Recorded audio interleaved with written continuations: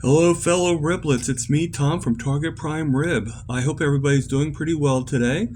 I want to talk about that not everything has to be weighted victories. We actually have on SPG, we have non-scale victories, NSVs, and we don't really need to.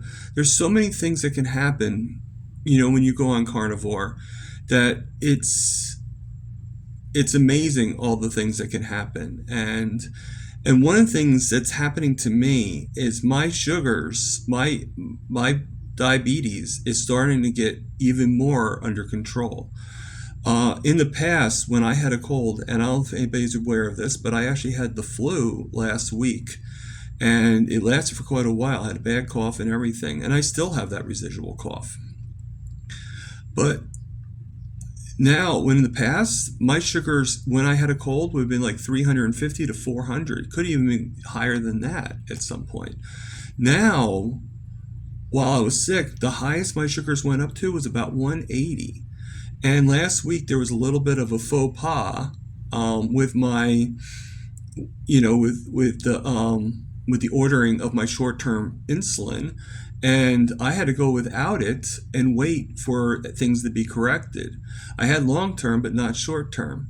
And unfortunately, you can't mix the two. You can't take a little bit less of the long term and use it for a short term insulin. At least you're not supposed to.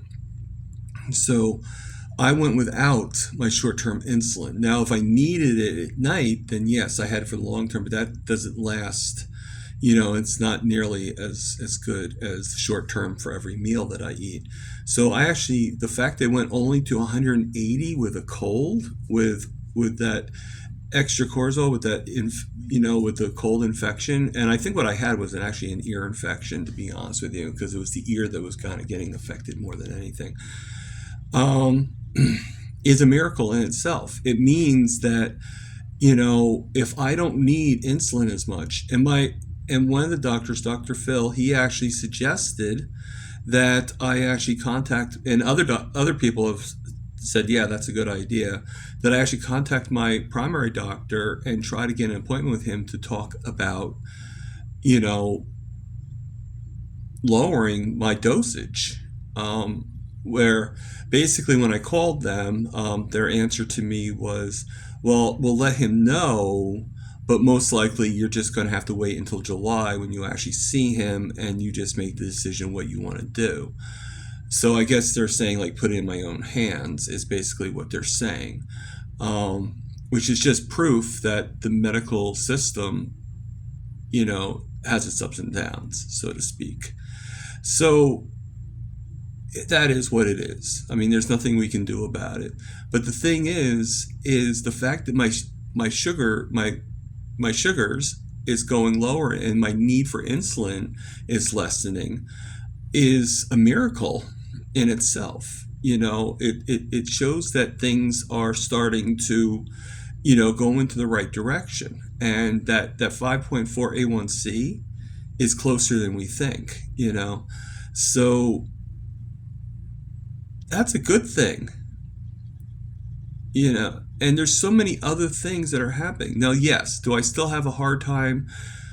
Do I still have a little bit of a hard time walking? I do. I still have to rest. I still have to, but I'm still better than I was. I think even when I work, in the beginning when I started working, it was hard for me and I was a little scared to work the 6 hours.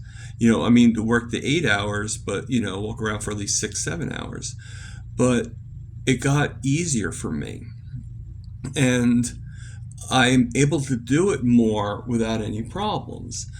The other day, at the store that I was working at before things had happened, I was working the store all by myself, running around, and as much as it annoyed me, and as much as, I didn't have any time to rest. So I didn't even, I think I rested if I did rest, it was maybe for 2 minutes, if I was lucky. Most of the time I was cleaning, I was doing this, I was doing that. So things are starting to develop for me more and more. And as my weight kind of gets shifted, I'm not going to say lowers or because I don't know if I've actually lost any weight. Things are starting to change. And it might still be another year before I'm perfect. It might be less. I don't know. But the thing is you got to look, you can't just look at the weighted victories. You can't just look at how much your weight you've lost or how much muscle. You got to look at the non-scale victories as well. And there's so many out there. So many things that are being, look at these videos. Look at all the videos that are around. Look them up. You're going to see so many where the person is like, like they cured their diabetes, and it is happening. I mean, now I'm going to be honest with you guys. It's not necessarily where it can happen like instantly. You get some people that go like, oh, in 2 weeks I went from I went to a 13 A1C down to a 4.5. I'm not saying that that's not possible. I'm not saying that's not true. I'm just saying that not everybody has that condition. So, but my A1C going down is a great victory. The fact that I no longer need omeprazole is a great victory. All these things, and there's some non-scale victories that have nothing to do with medical. The fact that so many people are receiving me and embracing, me, and understanding that this is what I needed, in the community is a miracle in itself. Most people that I know pretty much are like, no, you're doing wrong, you're doing wrong, you're doing wrong. And I don't get that. Now, I do get some carnivores that are like, well, this isn't the right way. If you do this, then they're a little bit too extreme in a way. But the thing is, for the most part, no one judges you that I'm doing carnivore, and I'm not saying people judge me that I'm doing carnivore. It's just people just don't fully understand. And people think that what they're doing is the right thing. So to go back on topic again, I'm sorry, I ramble on, you know me. So I'm doing my walk, and it's a beautiful day out. And the only reason why I took the sound out is because there was a lot of people, what I did I did bump into some people. And, there was talking and stuff like that with that. And then also there was like a lot of wind because it is a little windy today. And there's a lot of noise, birds and all that stuff. So I just figured that we would just denoise the actual video and I would talk over it. So I think, and it was one person, Aaron, that suggested to do that. I've done it before, and actually it comes out pretty well. But there's something to be said about being able to walk and talk as well as we're doing. But for now on, I am going to be doing lives every day. At least I'm going to try to do lives every day I'm not sure when I'm going to do them, though. It's going to be either like between 7 or 8. So just always watch out for them. And in the morning, and then I'll do them for at least an hour. And if Mitch is coming on at 9:30, then that way I don't interrupt him. And we'll try doing it every day. And then don't forget, at least 2 weeks a month, I'm going to do a live on StreamYard for about 2 hours with special guests. And keep in mind, this week, I'm sorry, not this week, sorry about that. On June 4th, Wednesday, at 4 p.m. Eastern Standard Time, I'm going to have special guest Amy Hosp. So stay tuned, chew the fat with us, learn a little bit more about Amy. Maybe she'll tell a little bit about Bean Dip, her van, and just